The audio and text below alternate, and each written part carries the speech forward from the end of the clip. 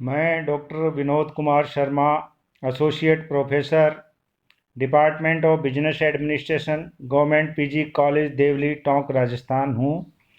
आज मैं आपको एमडीएस यूनिवर्सिटी जो हमारे यहाँ जिसका सिलेबस लागू होता है उसमें बीकॉम पार्ट सेकंड के प्रश्न पत्र, बिजनेस एडमिनिस्ट्रेशन के सेकंड प्रश्न पत्र जिसका नाम है उद्यमिता के आधारभूत तत्व, फंडामेंटल्स ऑफ एंटरप्रेन्योरशिप के बारे में बताऊंगा।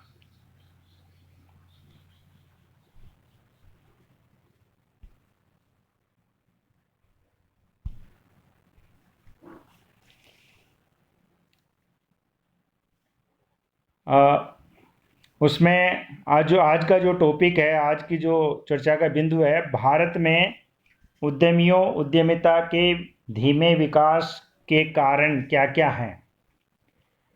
भारत में उद्यमियों का विकास अत्यंत मंद गति से हुआ है। यानी अन्य जो पश्चिमी देश थे उनमें उद्यमिता का विकास बहुत तेज़ी से हुआ, और लेकिन भारत में उद्यमियों का विकास बहुत ही धीमी गति से हुआ। उसके कारण जो हैं वो प्रमुख कारण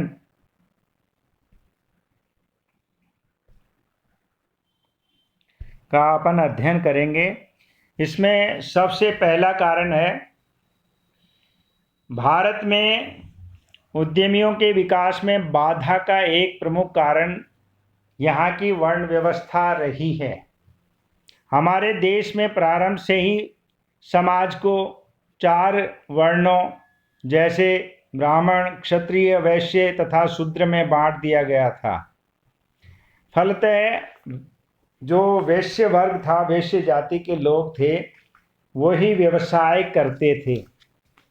अन्य जो वर्ण थे के लोगों को के कार्य भी अलग अलग जन्म से ही निर्धारित होते थे। अतः देश में उद्यमियों का विकास अत्यंत सीमित रहा। और उसी से मिलता जुलता पॉइंट ये है कि फिर एक वंशानुगत परंपरा बन गई। भारत में वर्षों तक वंशानुगत परंपरा रही है व्यवसाय की जो है वो पीढ़ी दर पीढ़ी परंपरा रही है, और कहीं कहीं तो आज भी वही देखी जाती है। जो पिता व्यवसाय या धंधा करता था, पुत्र भी उसे ही अपना ले लेता था। यानी जो पिता जो धंधा कर रहा है, कोई व्यक्ति जो धंधा कर रहा है, तो आगे उस धंधे को उसका बेटा अपनाता था, उसी को संभालता था। ये एक ज़रूरी भी हो जाता था कि घर में कोई व्यवसाय है तो उसको कौन संभाले, बंद तो किया नहीं जा सकता। उसका कारण ये भी हो सकता है। और यही क्रम जो है पीढ़ी दर पीढ़ी चलता रहता है। क्योंकि भारत में वर्षों से पूर्व बहुत कम उद्यमी थे, शुरुआत में कम उद्यमी थे। फलतः वंशानुगत रूप से कुछ ही लोगों को उद्यमिता का अवसर मिला। यानी कम थे तो उसी परिवार में ही उद्यमिता चली, तो वो फैली नहीं और अवसर कम मिला अन्य लोगों को, और कुछ ही लोगों को ये अवसर मिला। यही कारण है कि भारत में उद्यमिता का विकास धीमी गति से हुआ है। तो ये मिलते जुलते पॉइंट थे कि एक तो वर्ण व्यवस्था थी, और फिर जो भी अपना रहा था वो वंशानुगत ही हुआ। फिर थर्ड है रूढ़िवादिता तथा अंधविश्वास। भारत में उद्यमियों का पर्याप्त विकास न होने के पीछे भारतीयों का रूढ़िवादी तथा अंधविश्वास का भी हाथ रहा है। रूढ़िवादी यानी जो परंपराएं थी, जो भारतीय जनता अपनी घिसी पिटी परंपराओं एवं कुरीतियों का शिकार हो रही है। इसी प्रकार हम कई अंधविश्वासों से भी ग्रसित रहे हैं। हम नवीन तकनीकों, नवीन वस्तुओं का कई अंधविश्वासों के कारण अपनाना ही नहीं चाहते। फलतः देश में उद्यमियों का विकास भी कुंठित रहा है। तो नई तकनीक जो है वो नहीं अपनाना चाहते, चाहे वो कृषि के क्षेत्र में हो, चाहे वो व्यवसाय के क्षेत्र में हो, चाहे वो उत्पादन करने के क्षेत्र में हो, तो वो परंपरागत तरीके से ही करते हैं। और इसलिए कोई नया विकास उद्यमिता के क्षेत्र में नवाचार कम हुआ। फिर चौथा जो कारण है वो है अभौतिकवादी या आध्यात्मिक मूल्य। अभौतिकवादी या आध्यात्मिक मूल्य का मतलब ये हुआ कि हमारी संस्कृति हमें सादा जीवन उच्च विचार रखने, एक सादा जीवन उच्च विचार, दूसरा आवश्यकताएं सीमित रखने, इंद्रिय सुख की अपेक्षा आत्मिक सुख प्राप्त करने की प्रेरणा देती रही है। अन्य शब्दों में हमारा चिंतन आध्यात्मवादी रहा है, यानी हम शरीर को और भौतिक चीज़ों को प्रधानता नहीं देते और आध्यात्मिक आत्मा की जो सच्चा सुख है उसकी तरफ हम ध्यान देते रहे हैं। तो वो सुख जो है वो भोग से नहीं आ सकता, ऐसा मानकर हमारा जो दृष्टिकोण है वो आध्यात्मिकवादी रहा है। और अब जो थोड़ा परिवर्तन आया है पाश्चात्य संस्कृति के कारण, अब भौतिकवादी दृष्टिकोण आया है। फलतः हमारे देश में उद्यमियों का विकास भी बहुत विलंब एवं धीमी गति से हुआ है। इसका कारण जो है धीमी गति का एक कारण ये भी है। फिर है साहस भावना का अभाव। हमारे देश में लोगों में सामान्यतः साहस भावना का अभाव ही रहा है। यानी साहस भावना का मतलब बिजनेस में, व्यवसाय में जोखिम उठाने से डरते हैं। वे बिना किसी जोखिम के जीविकोपार्जन करना ही ठीक समझते हैं। ऐसी भावना नौकरी ढूंढने की प्रेरणा देती है। जो जोखिम नहीं उठाना चाहता उसको क्या है कि भाई हाँ हमें कोई जॉब मिल जाए, हमें कोई नौकरी मिल जाए और हमारा जीविकोपार्जन हो जाए, हमारा काम चल जाए, ऐसा वो सोचते हैं। फलतः नए उद्योग धंधों का विकास सीमित ही रहा। ये प्रवृत्ति पीढ़ी दर पीढ़ी बढ़ती चली गई और उद्यमियों का विकास कुछ ही परिवारों तक सीमित रह गया। तो एक जोखिम उठाने की जो वो कमी रही है वो भी उद्यमिता के धीमे विकास का कारण रही है। फिर है प्रशिक्षण सुविधाओं का अभाव। भारत में उद्यमियों का विकास इसलिए भी अवरुद्ध रहा है कि यहाँ प्रशिक्षण सुविधाएं भी उपलब्ध नहीं हैं। जो कुछ प्रशिक्षण केंद्र हैं वे भी बहुत बड़े शहरों में हैं। छोटे शहरों व कस्बों में ऐसे केंद्र उपलब्ध नहीं है, अतः उद्यमियों का विकास सीमित ही हुआ है। सातवां जो पॉइंट है वो है तकनीकी शिक्षा की सुविधा का अभाव। हमारे देश में तकनीकी शिक्षण संस्थाओं का आज भी अभाव है, मतलब है, लेकिन हमारे देश की जनसंख्या के आकार को देखते हुए अभी भी उतना कवरेज नहीं है। स्वतंत्रता प्राप्ति के पूर्व एवं उसके बाद भी तकनीकी शिक्षण संस्थाएं अत्यंत कम थीं। अब ऐसी संस्थाएं स्थापित की जा रही हैं। आप देख रहे हैं जगह जगह जो है ITI वगैरह खुल रही हैं, जो मतलब एक व्यावसायिक और तकनीकी शिक्षाएं देती हैं। फिर भी इनकी संख्या अभी जितनी ज़रूरत है उतनी नहीं है। अतः छोटे मोटे तकनीकी कारखाने खोलने के लिए भी उद्यमियों का विकास संभव नहीं हो पाया।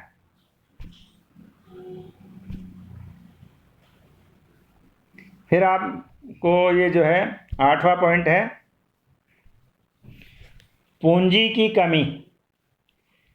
हमारे देश की पूंजी के बारे में प्राय यही कहा जाता है कि भारतीय पूंजी शर्मीली है।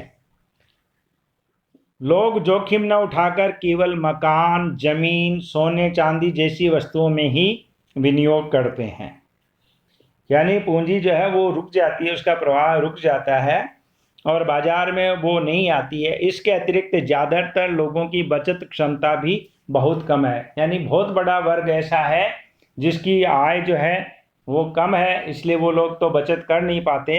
अतः पूंजी निर्माण भी बहुत कम हो पाता है, इसलिए भी उद्यमियों का विकास सीमित ही हो पाया है।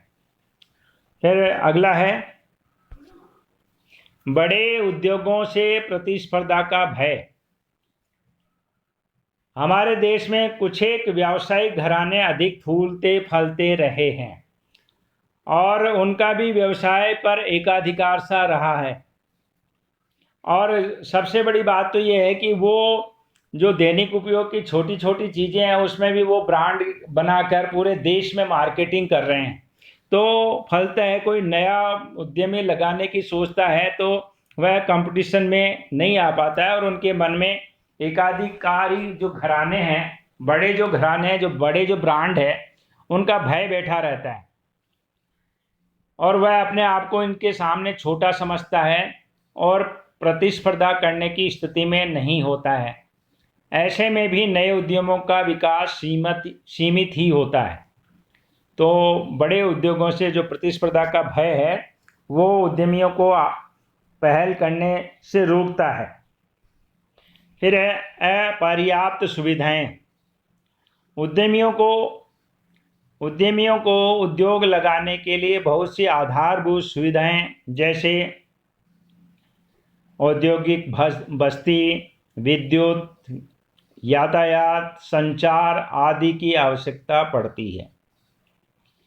हमारे देश में ये सुविधाएं भी पर्याप्त रूप से उपलब्ध नहीं है और मतलब कुछ विशेष स्थानों पर ही उपलब्ध हैं और विकेंद्रीकरण नहीं है। फलतः उद्यमियों के विकास में सदैव बाधा रही है। फिर है अव्यावहारिक सरकारी नीतियां। सरकार की नीतियों ने भी उद्यमियों के विकास में बाधाएं उपस्थित की हैं। भारत की सभी औद्योगिक नीतियों में नए उद्यमियों के प्रोत्साहन के लिए कोई व्यवस्था नहीं की गई। लाइसेंसिंग नीति में भी पिछले कुछ वर्षों में ही कुछ प्रेरणाएं दी गई है, अतः उद्यमियों का विकास कुंठित ही रहा है। तो ये अव्यावहारिक सरकारी नीतियां हैं और बड़ा उसमें कानून का और कई तरह की जो है औपचारिकताओं के कारण भी कोई व्यक्ति व्यवसाय में प्रवृत्त होने से डरता है। अगला जो कारण है वो है अफसरशाही प्रवृत्ति एवं लाल फीताशाही। इसी से मिलता जो सरकारी नीतियां तो है ही, नीतियों के लेवल पे तो है ही, लेकिन आपको बताएं कि क्रियान्वयन के लेवल पे भी और फील्ड में भी कई समस्याएं जो है वो उद्यमियों के सामने आती है। उसमें एक समस्या है अफसरशाही प्रवृत्ति एवं लाल फीताशाही। सरकार के कार्यालय में विद्यमान अफसरशाही प्रवृत्ति ने भी उद्यमियों के विकास को सीमित रखने में भूमिका निभाई है, नकारात्मक भूमिका निभाई है। यूँ कहे भूमिका तो अच्छे रूप में होती है। अफसरशाही प्रवृत्ति के कारण कार्यालय के अधिकारी लकीर के फकीर होकर कार्य करते हैं, व्यावहारिकता पर ध्यान नहीं देते हैं। इतना ही नहीं, वे किसी न किसी बहाने कार्य को टालते ही रहते हैं, टालम टोल करते रहते हैं। परिणाम स्वरूप नया उद्यमी जब कभी लाइसेंस लेने या ऋण स्वीकृत कराने या अन्य किसी अधिनियम के अंतर्गत कार्य करवाने जाता है तो उसे अनेक दिन, महीने और कई बार कई वर्ष भी बर्बाद करने होते हैं। सामान्य उद्यमी ऐसी दास्तान सुनकर ही, कोई दूसरा व्यक्ति जो है किसी व्यक्ति से ऐसी जो बातें सुनकर ही वह दुम दबाकर भाग खड़ा होता है, यानी वो किनारा कर लेता है कि नहीं नहीं ये तो मैं नहीं कर पाऊंगा। फिर है भारी कर एवं भ्रष्टाचार। इसी से मिलता जुलता सरकारी नीतियां, अफसरशाही से मिलता जुलता एक पॉइंट है, वह है भारी कर। भारत में करों की दरों ने उद्यमियों को काफ़ी निराश किया है। 20वीं शताब्दी के अंतिम दशकों में ही करों की दरों में काफ़ी कमी आई है और इससे पूर्व करों की दरें बहुत ऊंची थी। दूसरी ओर भारत में सभी स्तरों पर भ्रष्टाचार का बोलबाला आपने देखा ही है। ऐसे में नए उद्यमी जो है वो हतोत्साहित होते रहते हैं।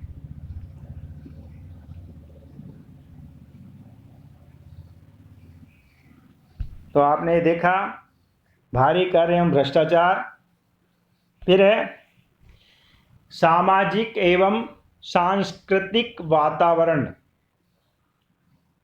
हमारे देश में अंधविश्वास, भाग्यवादिता, सामाजिक कुरीतियाँ प्राय सभी पाए जाती हैं, अतः साहसी भी इनसे प्रभावित होते हैं।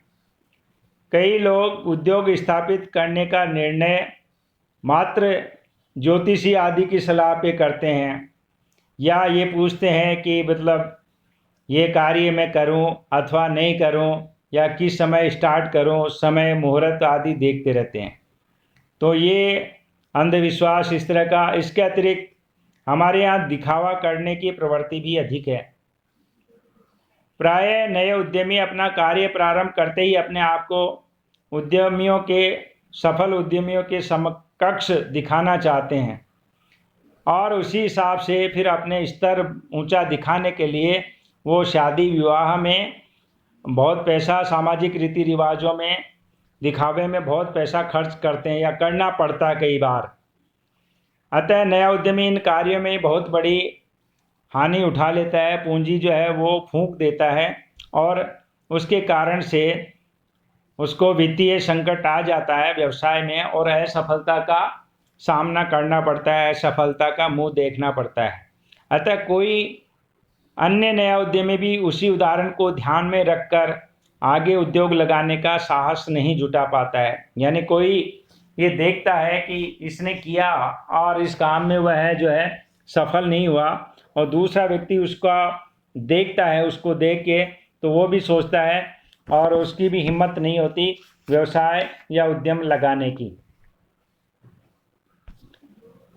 फिर है अनुकूल वातावरण का अभाव। हमारे देश में उद्योगों के लिए अनुकूल वातावरण का अभाव रहा है। काफ़ी लंबे समय तक अनुकूल वातावरण का अभाव रहा है। उसमें सबसे प्रमुख था श्रम विवाद। यानी बहुत सारे जो उद्यमी हैं उनको श्रम विवादों का और श्रमिक समस्याओं का, हड़ताल, तालाबंदी आदि का बहुत बार सामना करना पड़ता है, क्योंकि हमारे देश में इस तरह के विवाद राजनीतिक कारणों से या अपनी महत्वाकांक्षाओं के कारण पैदा हो जाते हैं। और फिर जो है आपसी कटु प्रतिस्पर्धा, यानी दूसरे को मतलब ख़त्म करने की जो गला काट प्रतिस्पर्धा है। पहले मैंने बताया सरकारी भ्रष्टाचार है, बैंकों, वित्तीय संस्थाओं की सीमाएं हैं, उपभोक्ताओं के विद्यमान ब्रांड भक्ति आदि। और एक कारण ये है कि जो ब्रांड लॉयल्टी हो जाती है तो नए ब्रांड को एक्सेप्ट करना और ज़रा उनके लिए मुश्किल हो जाता है। तो पहले शुरू में हमारे देश जब आज़ाद हुआ तो कुछ ब्रांड ने, जैसे मतलब वनस्पति घी में डालडा ब्रांड ने, या मतलब जैसे टूथपेस्ट में या पेस्ट में कॉलगेट ने, और अन्य बहुत सारे उदाहरण ऐसे हैं जिन्होंने अपने मतलब एक बहुत बड़ा मार्केट कैप्चर कर लिया था। तो वो लोग बाग क्या है कि नए उत्पाद को संदेह की दृष्टि से देखते हैं, और जिस उत्पाद को वो खरीदते रहते हैं उसी को खरीदते रहते हैं। तो इसके कारण से नए उद्यमियों को मतलब अपने स्थान बनाने के लिए बहुत परिश्रम करना पड़ता है। तो ऐसी दशा में उनके लिए अनुकूल वातावरण नहीं होता, जो नए उद्यमी को उद्योग लगाने के लिए प्रोत्साहित नहीं हो पाते हैं। और अंतिम जो है, अन्य और भी कई कारण हो सकते हैं, लेकिन अभी जो है एक कारण यह है शोध एवं विकास पर अपर्याप्त ध्यान। हमारे देश में शोध एवं विकास कार्यक्रम पर बहुत कम ध्यान दिया गया है। अतः विद्यमान वस्तुओं में परिवर्तन एवं सुधार तथा नई वस्तुओं का आविष्कार सीमित ही रहा है। फलतः नए उद्यमियों को उद्योग लगाने के अवसर भी सीमित मिल पाते हैं। तो ये कुछ कारण थे कि कुल मिला के मैं एक बार दोबारा बोलता हूँ कि जैसे वर्ण व्यवस्था, वंशानुगत परंपरा, व्यवसाय परंपरा, रूढ़िवादिता, अंधविश्वास, अभौतिकवादी या आध्यात्मिक मूल्य, साहस भावना का अभाव, प्रशिक्षण सुविधाओं का अभाव, तकनीकी सुविधाओं का अभाव, पूंजी की कमी, बड़े उद्योगों से प्रतिस्पर्धा का भय, अपर्याप्त सुविधाएं, अव्यावहारिक सरकारी नीतियां, अफसरशाही प्रवृत्ति एवं लाल फीताशाही, भारी कर एवं भ्रष्टाचार, सामाजिक एवं सांस्कृतिक वातावरण, अनुकूल वातावरण का अभाव, शोध एवं विकास कार्य पर अपर्याप्त ध्यान, ये ऐसे कारण हैं जो आप ये कह सकते हैं कि उद्यमिता कहें या फिर उद्यमियों के धीमे विकास के कारण, उद्यमिता नहीं पनपी या उद्यमी नहीं पनपे या वो विकास नहीं हुआ, तो ये कारण इसके हमारे भारत में रहे हैं। धन्यवाद।